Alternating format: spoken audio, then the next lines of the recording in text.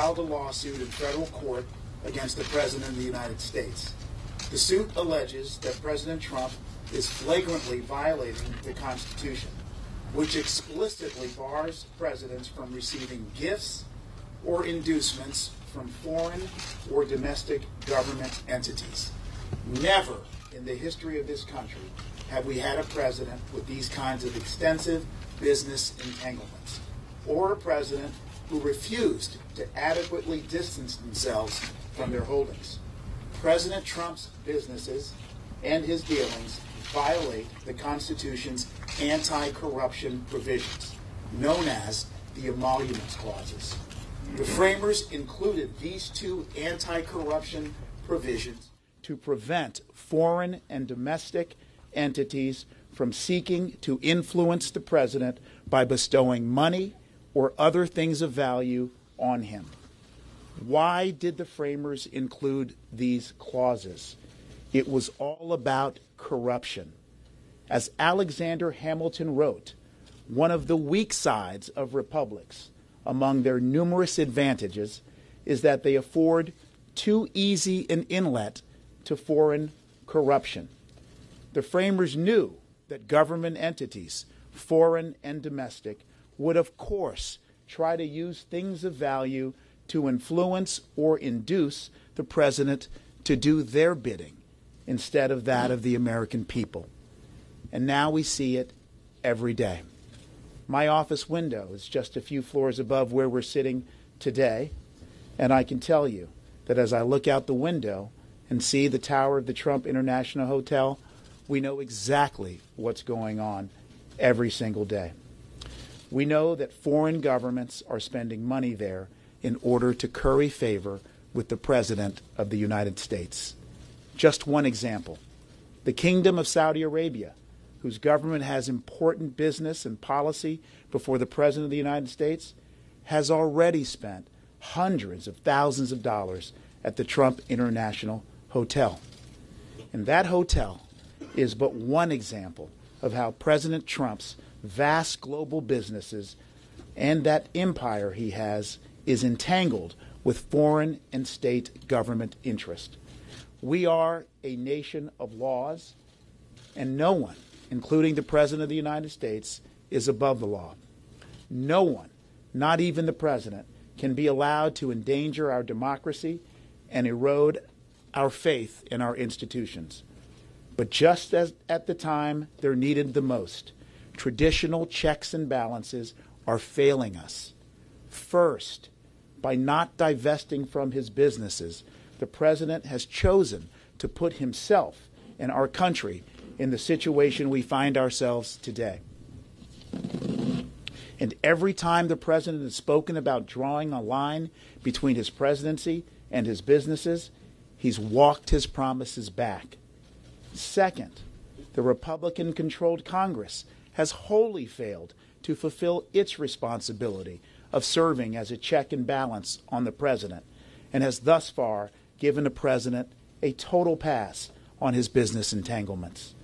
State attorney generals answer to the people of their jurisdictions, and we have a duty to enforce the law, and that's why we're taking action today. Like the unfairly maligned press corps and the courts, state attorney generals are serving as a necessary check and balance in the Trump era where others fail. We are the officials who brought the lawsuits that stopped President Trump's unconstitutional and un-American Muslim travel ban. We also called on the Department of Justice to appoint a special prosecutor in the Russia investigation. Today, we continue that tradition.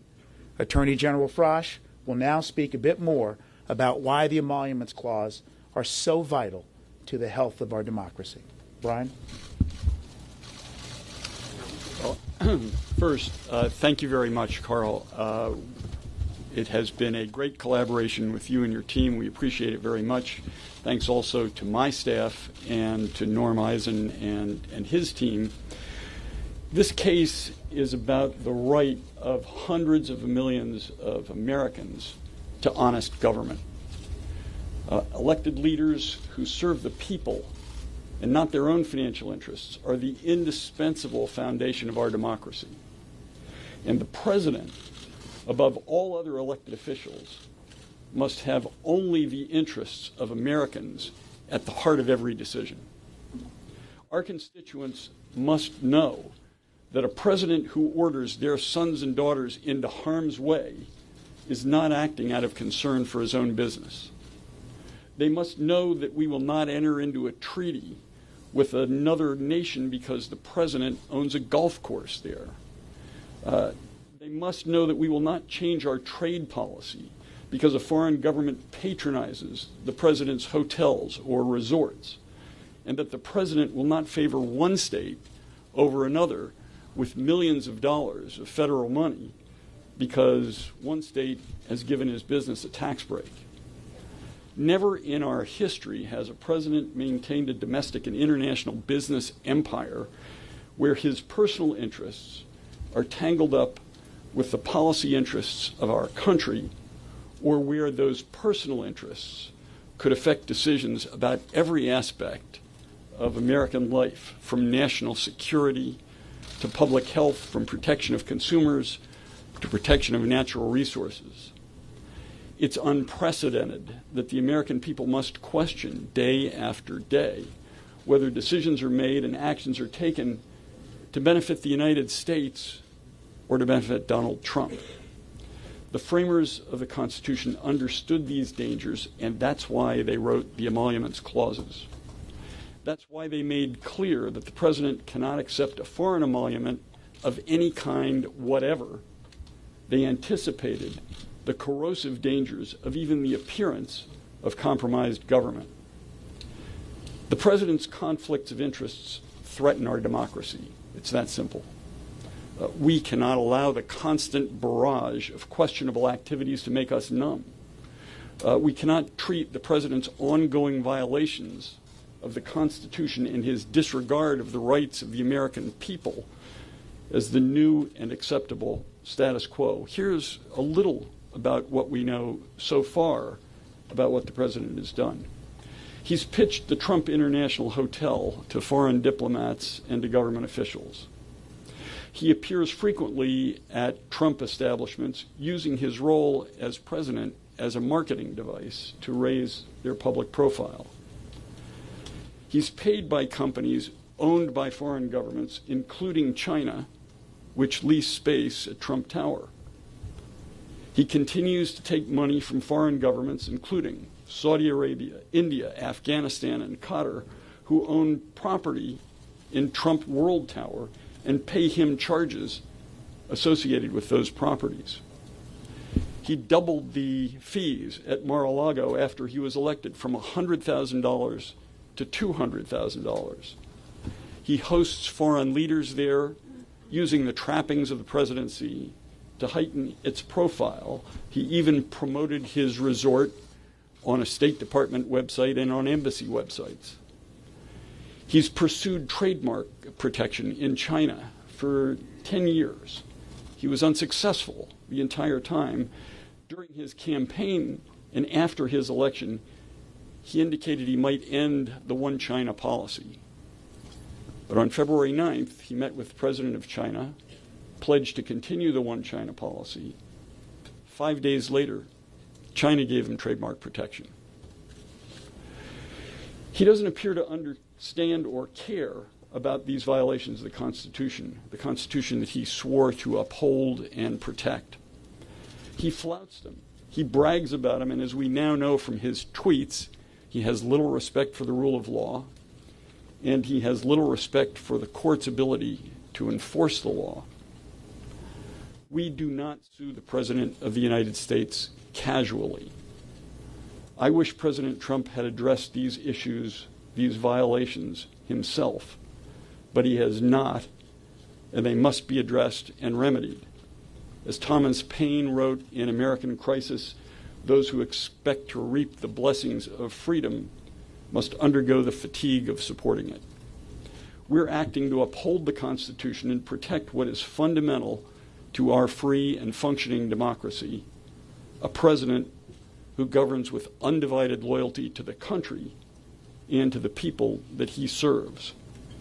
As Franklin Roosevelt said, the president's sole thought is the welfare of the United States of America. All Marylanders and all Americans deserve no less. Thank you very much.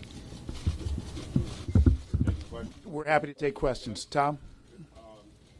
Well, aren't you just two Democratic attorneys general harassing the President of the United States? Partisan? This is not partisan. We happen to be two Democratic attorney generals. I think clearly Brian and my comments, and if you take a look at the complaint, would apply if for whatever reason in the future, Oprah Winfrey or Mark Zuckerberg became president, and they wanted to continue their business operation, and they were marketing and benefiting and prospering from their business operations through foreign and domestic emoluments. Yeah. The president has said, his lawyers have said that these are market rate charges and that they are going to be donated, if they're from foreign sources, to the U.S. Treasury. Why is that not good enough, and do you have any evidence so far that there has actually been an influence on policy? Well, we pointed out that he's changed his policy on China. He's changed his policies on Russia, but it's not important why. The point is that the appearance and the fact of his taking payments from foreign countries violates the Constitution. It puts democracy at risk when the president is corruptible, and the payments that he's received may be corrupting him. They certainly violate the Constitution. The emoluments clause has not been tested. Why do you think they're going to be successful? You're quite right that the emoluments clauses themselves have not been tested, certainly by the Supreme Court or federal circuit courts. There are cases pending that we're mindful of in that regard. The case pending in the Southern District of New York is an interesting case that, frankly, we're supportive of. And we think that our case will also further develop the record and the law for the court, which obviously will ultimately be the final arbiter, a necessary cog in the check and balance wheel. I do want to make a point. It was your question. I don't know your name. Margaret Brennan, CBS. Ms. Brennan, you suggested that why are we dissatisfied with the moves the president has taken thus far? Well, you know, and the American public knows, that the president sometimes says things he doesn't mean.